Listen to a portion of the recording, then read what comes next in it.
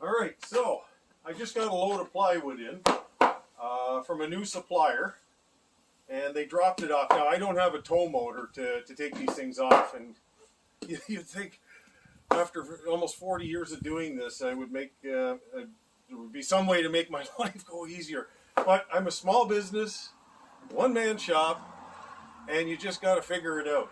Anyways, I've got pre-finished plywood here, and it's got a UV finish on it. And UV finishes are they can scratch easy. They're great for interiors of cabinets, which is what these are going to be for kitchen cabinets. But I want to take them out without scratching them. And if I pull this out, if there's any kind of debris, it's going to leave a long scratch down the panel. So what I did was first is I stuck a blanket up underneath here and pulled the sheet out. And I go, okay, well that worked, because you can pull this out and get it. But the thing is, still at the end there, at the far end, it's still touching.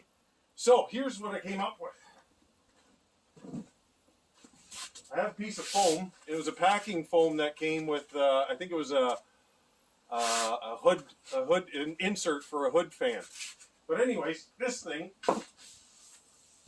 I can shove that all the way down, and it doesn't scratch. And then I can lift up the sheet and move it around. So that's one of the ways you can do something in a shop where you're thinking out of the box. And because, like when you're left alone, you have to come up with solutions to figure these kind of things out. If you've got multiple people, great, but I don't have that. So this is a great way to do it. Have a good one. All right, plywood is stuffed in the racks there. Got all 66 sheets in it.